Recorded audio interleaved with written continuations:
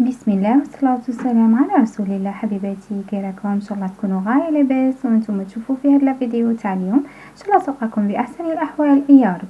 اليوم جيت ندير معاكم واحد الكغاتان تاع الشوفليغ. شوفوا من اليوم غادي ولادكم والازواج تاعكم غادي يولوا يموتوا على الشوفليغ. غادي يجي بنين، يجي مشخشخ، يجي مشمخ، شبغي نقول لكم يجي شباب بالبزاف. ان شاء الله تعجبكم الوصفه تاع اليوم. الا عجبتكم ما تنسونيش بالجيم والكومونتير شباب كيما نتوما حبيباتي، وقعدوا معايا ونشوفوا المقادير تاع الوصفه تاعنا تاع اليوم.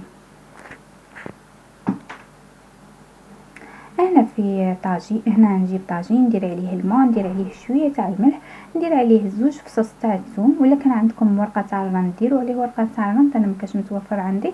وهنايا زدت له راس صغير، انا استعملت غير راس صغير تاع شوفليغ ودرته يغلي وخليته يطيب. هنا في مقله ندير فيها شويه تاع الزيت، ندير فيها حبه تاع بصل تكون مقطعه، حبه تاع بصل تكون كبيره نقطعها هكا قطع صغيره، وندير لها شويه تاع الملح ونخليها تتقلى حتى لهداك البصل يدبل.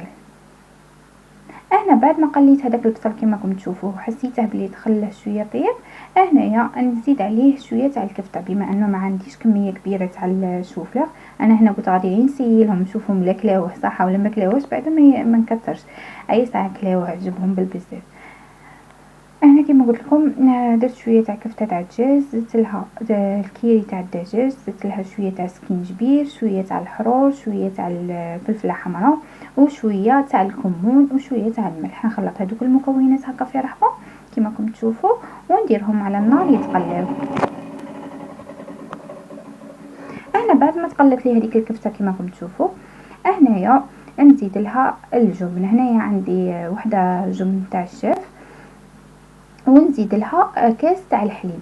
هنايا غادي نستعمل واحد الكريمه تاع الجبن، واحد كي نقولوا صوص فرماج، بصح تجي شابه وبنينه ما فيهاش مقادير بزاف كيما شفتوا. درنا وحده تاع الشيف وزدت لها كاس تاع حليب وزدت لها شويه تاع مبشور تاع الجبن. هنايا نديرها على النار ونخليها طيب في غرضها. غادي هذاك الحليب مع داك الفرماج وكاع غادي يتقالي ويولي بريسك كيما الكريم فريش كيما راكم تشوفوا.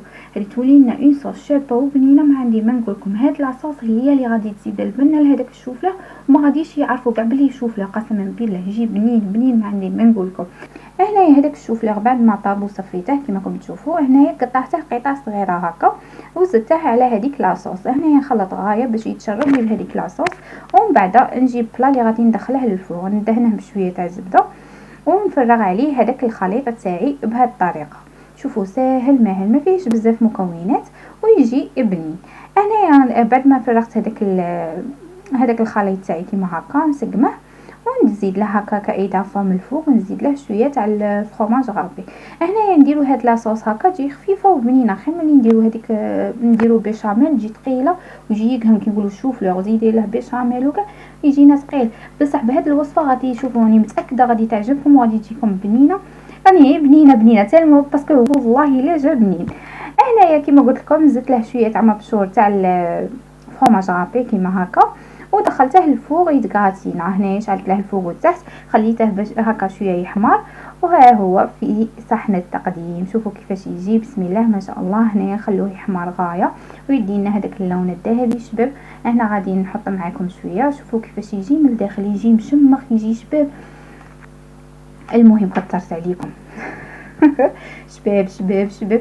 المهم ان شاء الله تجربوه ينال اعجابكم. ولا عجبكم حبيباتي ما تنسونيش بالجيم والكومونتير شباب كيما نتوما. نتلاقاو في وصفات اخرى ان شاء الله. سلام.